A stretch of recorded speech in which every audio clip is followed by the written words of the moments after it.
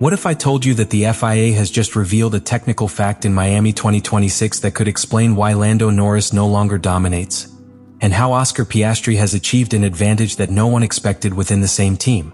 Because what they have discovered in the MCL40 test is not a simple problem. It is a structural weakness that is completely changing the balance in Formula One.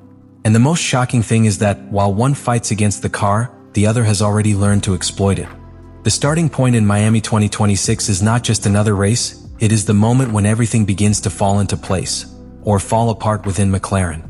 They arrive as recent champions with the pressure of staying at the top, but the reality on the track tells a completely different story. The MCL40, that car that was to consolidate its dominance, appears from the first races as a limited car, unable to match the pace of Mercedes and clearly behind Ferrari at key moments. It is not a question of isolated tenths, it is a constant trend that leaves them as the third best team, a fall that hurts much more precisely because of how high they were before. And this is where the real conflict begins to build. Because when the FIA publishes the results of the tests carried out on Lando Norris' car, it only confirms what they already suspected internally. The problem is not superficial, it is structural. The concept of the MCL40, based on being the shortest car on the entire grid, has generated a direct limitation on downforce. Less ground effect, less stability. And in Formula One, that changes absolutely everything. This deficit not only affects pure performance, but triggers a much more complex chain of problems. The car enters an extremely narrow operating window, meaning that any small change in temperature, tires, or settings can throw it completely off balance. Added to this is high tire wear, which forces drivers to manage more than they attack, losing time lap after lap. It is a car that does not forgive, that demands constant precision and, above all, does not convey confidence. And in the middle of this scenario appears the contrast that defines the entire act. While Norris tries to adapt to a car that does not respond to his natural style, Oscar Piastri begins to find answers where no one else sees them. Not because the car is different for him, but because he understands its limitations better. You understand when you can push and when you should hold back, how to keep the tires in range, and how to prevent the MCL40 from betraying you at critical moments. What the FIA reveals then not only explains McLaren's poor performance, it also exposes why a gap is beginning to open within the same team. A gap that is not born of pure talent, but of adaptation. And that is the most dangerous thing, because when a car is limited, the driver who understands it best is the one who ends up dominating. Miami is not just a race, it is the beginning of a much larger narrative. That of a team that fights against its own concept, that of a champion that cannot find answers, and that of a teammate who silently begins to take advantage. The central element here is the update package. McLaren arrives with such big changes that Lando Norris himself defines it as a new car, and that phrase is no coincidence. Key areas such as the front, engine cover, and aerodynamic flow management have been modified, trying to correct precisely that load deficit that the FIA has highlighted with its tests. But here appears the great conflict of the act. These improvements are not an immediate solution, they are a transition. The car that is on the track still has the problematic base of the MCL40, and that means that the drivers are competing with a car in full transformation, a hybrid between what it was and what it tries to be. And in Formula One, that intermediate point is usually the most dangerous. Because while Lando Norris tries to squeeze the potential of these new parts, he finds behavior that is still inconsistent. There are moments where the car responds better, where it seems that the improvements are working, but phases immediately appear in which it becomes unpredictable again, especially in long runs and tire management. It's as if performance is fragmented, lacking continuity, forcing you to drive at the limit without a solid foundation. And in that same scenario, Oscar Piastri begins to consolidate his advantage. This is where the difference becomes more evident, because while one is looking for solutions in the car, the other is already executing them on the track. Piastri doesn't need the car to be perfect, he needs it to be understandable, and in the midst of this technical chaos, he is achieving just that. The key is how you interpret the improvements. Where Norris sees inconsistencies, Piastri identifies patterns. Where one doubts, the other adjusts. And this, in a car with such a narrow operating window, makes enormous differences in each stint, in each lap taken, in each phase of the race. It's not an overwhelming superiority in pure speed, it's something more dangerous.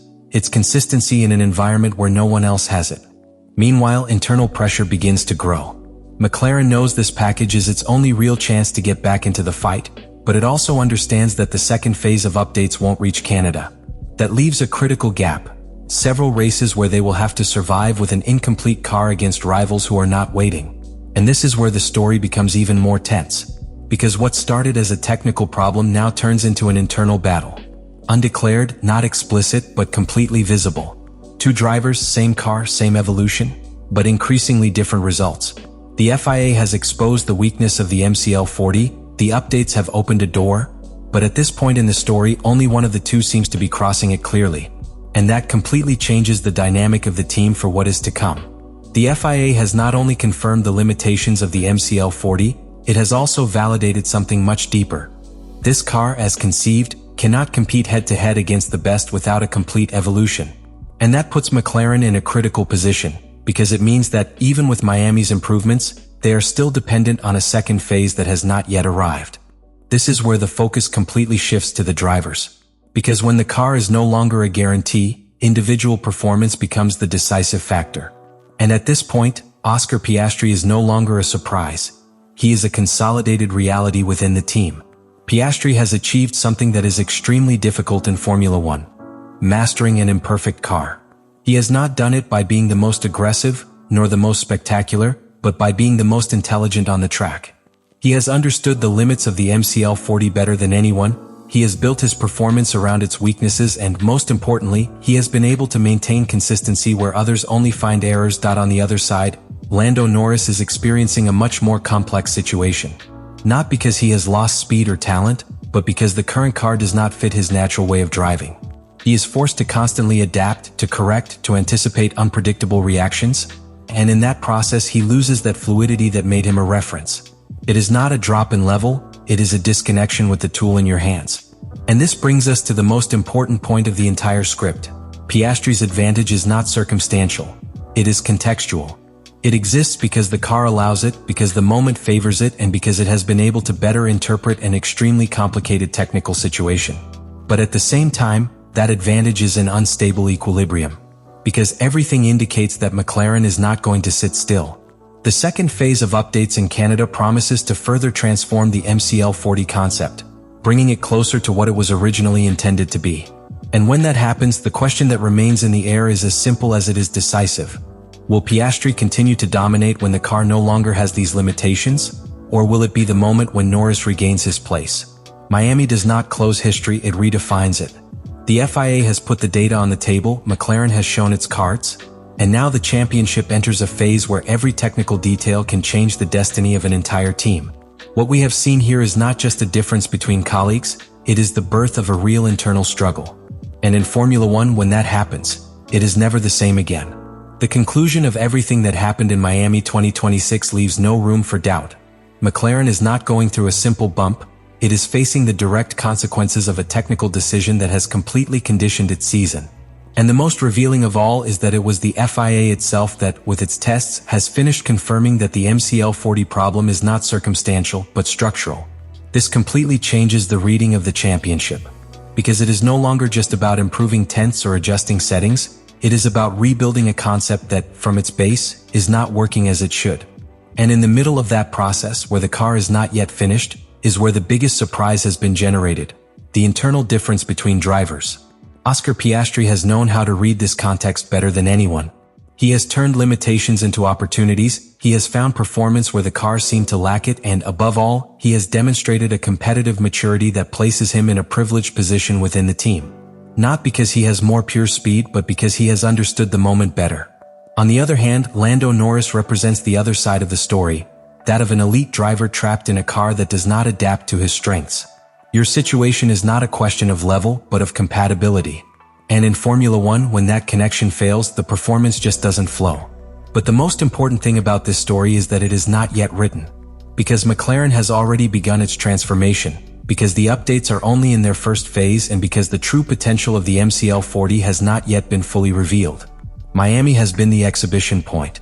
The FIA has uncovered the problem, the drivers have shown the differences, and now the future of the team depends on one thing: whether they will be able to correct their mistake before the season slips away definitively. And there remains the great unknown that will define everything: when the car evolves and leaves its current limitations behind.